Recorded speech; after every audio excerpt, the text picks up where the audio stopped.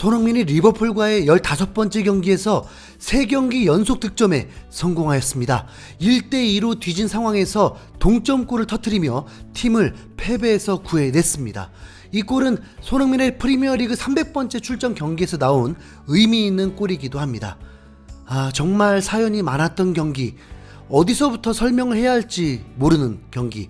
바야흐로 12월 5일 노리치 시티와의 경기 이후 15일 만에 토트넘 경기가 치러졌습니다.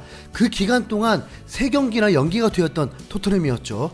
공식적으로 코로나 확진자가 누구인지는 밝히지 않은 채 토트넘뿐만 아니라 브라이튼, 레스터 시티도 상황이 여의치 않으면서 경기가 연기가 되었습니다. 더 큰 문제는 영국의 코로나 확진자가 대폭발을 하면서 일일 확진자가 10만 명이 넘는 한국에서는 상상조차 할 수 없는 수치다 보니 리그가 다시 중단되는 거 아닐까에 촉각이 곤두세워 있었습니다. 그러니까 당연히 리버풀과의 경기가 강행이 될까 신경 쓸 수밖에 없었죠. 레스터와의 경기도 감독들 인터뷰까지 하고 토트넘 선수들도 원정 경기를 떠났고 호텔까지 잡았던 상황에서도 경기가 취소가 되었으니까요. 리버풀도 확진자가 속출되면서 토트넘처럼 더 많은 확진자가 나올 수도 있었기 때문에 이 또한 크나큰 변수가 되었습니다. 새벽 1시 30분 경기, 이 경기는 열리게 되었습니다. 우려와 다르게 황당하게도 토트넘 스타디움은 만원 관중이었고 의무가 아니다 보니 마스크를 착용한 관중보다 착용하지 않은 관중이 훨씬 많아 보였습니다. 그리고 선발 라인업도 누가 출전할지 매우 궁금했습니다. 선발 라인업이 공개가 되고 손흥민이 선발 라인업에 올랐음을 확인할 수 있었습니다. 경기 전에 영국 매체들은 손흥민이 이미 확진자라는 걸 기정사실화하고 컨디션 문제 때문에 선발에 들지 못할 거란 예측을 하기도 했지만 손흥민은 이미 예고를 했었죠. SNS를 통해서도 근황을 공개했고 리버풀과의 경기 전에 스카이 스포츠와도 인터뷰를 진행하기도 했습니다. 리버풀전 라인업은 대폭 수정이 되었습니다. 콘테 감독의 주전이라고 할 수 있었던 레길론, 스킵, 호이베르, 모우라가 보이지 않았고 대신 은돈벨레, 알리, 세세뇽, 윙크스가 선발 출전하게 되었습니다. 그래서 요리스 골키퍼, 센터백은 산체스, 다이어, 데이비스, 윙백은 에메르송과 세세뇽, 알리, 윙크스, 은돈벨레, 공격수는 손흥민과 케인이 맡게 되었습니다. 이 전술은 알리를 모우라를 대신한 3톱이라고도 할 수 있고 혹은 알리를 공격형 미드필더로 세우는 3-4-1-2 포메이션일 수도 있었습니다. 당연히 경기 중에 수시로 선수들 포지션이 바뀌기도 하니까요. 이 라인업이 나온 이상 관전 포인트는 3가지가 되었습니다. 손흥민이 복귀 후 정상적인 컨디션일까? 케인은 이번 경기에 골을 넣을 수 있을까? 그동안 실패해온 은돈벨레, 알리의 공존을 콘테 감독은 성공시킬 수 있을까?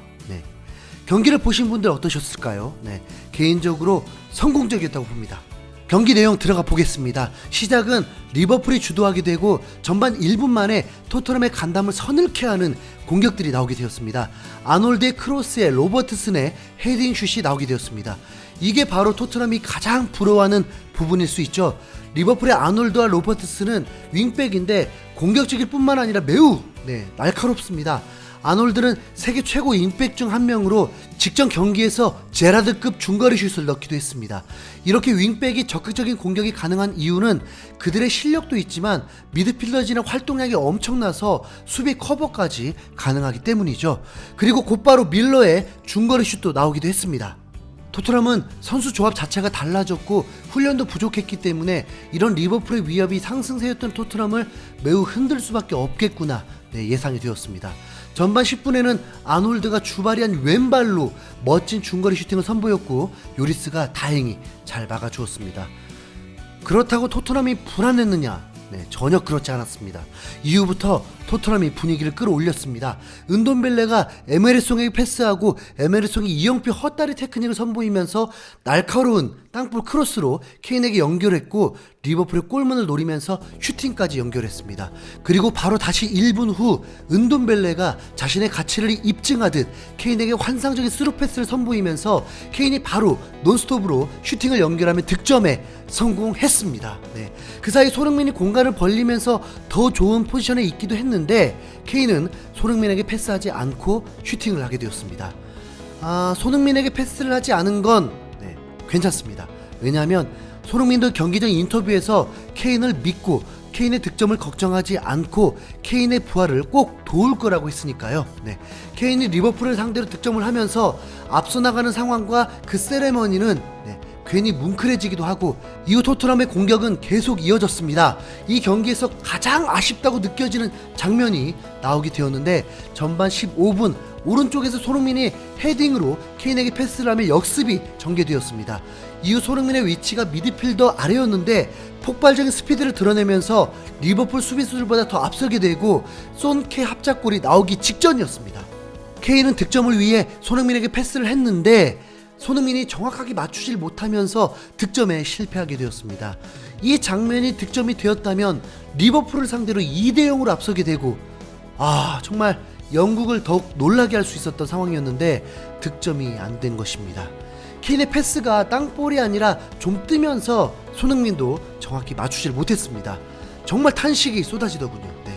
손흥민은 이 실수를 만회하기 위해서 전반 29분 알리에게 환상적인 패스를 해주었고 알리는 정말 완벽한 기회가 왔는데 이게 또 득점이 실패되었습니다.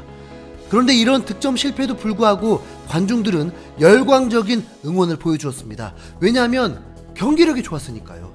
정말 2019년 이전을 돌아가듯 최강팀 중 한 팀인 리버풀을 상대로 대등하면서 박진감 넘치는 경기력을 보여줬습니다. 그러다 아쉬운 실점이 나오게 됩니다. 그냥 리버풀이 잘했습니다. 로버트슨의 크로스에 조타가 헤딩슛을 장렬하면서 1대1 동점이 되었습니다. 데이비스의 아쉬운 볼 컨트롤, 그냥 넘어가 줍시다. 전반전 막판에 리버풀의 공세가 있었는데 토트넘은 잘 막아냈습니다. 전반전을 1대1로 마치면서 은돔의 어시스트, 알리의 정신 차린 활동량, 세세뇽과 데이비스는 득점 1위 살라를 거의 보이지 않게 했고 수비수들도 최고의 공격팀을 상대로 잘해주었습니다. 케인은 골까지 넣었으니까요. 리버풀을 상대로 왜 그것밖에 못하냐고 할 순 없잖아요. 양팀은 우려와 다르게 모두 베스트 라인업처럼 경기 템포 빠르고 박진감도 넘치면서 정말 재미있는 전반전이었습니다. 그런데 손흥민만큼은 스스로 불만스러운 전반전이었을 듯합니다. 어떤 팀이 이길지 도무지 가늠이 안 된 상황에서 후반전이 치러졌는데 골이 나와야 할 때 토트넘이 득점을 하지 못하면서 결국 리버풀에게 역전골을 허용하게 되었습니다.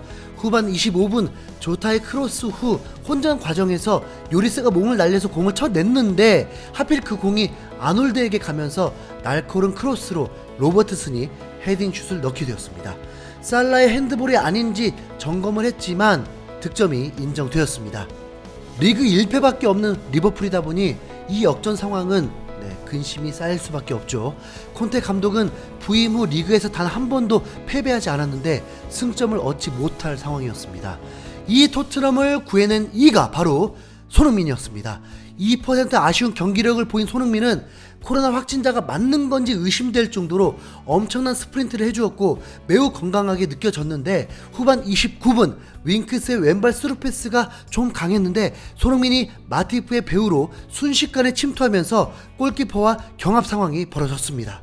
알리송이 좀 더 빨라서 기회가 무산될 듯 했는데 알리송이 미흡한 볼 처리로 손흥민에게 볼이 흘러오게 되었고 비어있는 골대에 정확한 슈팅으로 득점을 성공하게 되었습니다. 콘테 감독은 정말 미친듯이 기뻐했습니다. 토트넘은 무승부로 만족할 수 없었습니다. 이 치열함은 그래도 토트넘의 홈이기 때문에 분위기상 이길 수 있다는 생각이 들었고 그 기회가 찾아옵니다. 이 경기에서 주인공은 어쩌면 로버트슨일지 모르겠습니다. 전반전에도 시작부터 토트넘을 위협하고 국대 동료 케인에게 심한 태클을 당하기도 하고 어시스트의 득점까지 그리고 피날레를 장식하는데 후반 32분 에메르송의 다리를 걷어차버리면서 다이렉트 퇴장을 당하고 맙니다. 로버트슨의 이탈은 거의 2명을 잃은 것과도 같죠.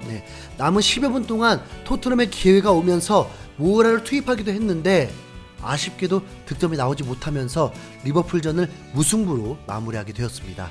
토트넘은 리버풀전에 7연패 중일 정도로 리버풀만 만나면 작아졌기 때문에 리그 우승 후보를 상대로 좋은 경기력을 보인 것만으로도 만족할 수 있었습니다. 케인도 인터뷰에서 기회를 놓친 것을 아쉬워했지만 강한 팀을 상대한 만큼 만족해 했습니다. 손흥민은 전반전 아쉬움에도 불구하고 영국 매체에서 평점 8점을 주기도 했습니다. 이번 토트넘의 경기는 향후 미래를 매우 긍정적으로 볼 수 있게 만들어줬습니다.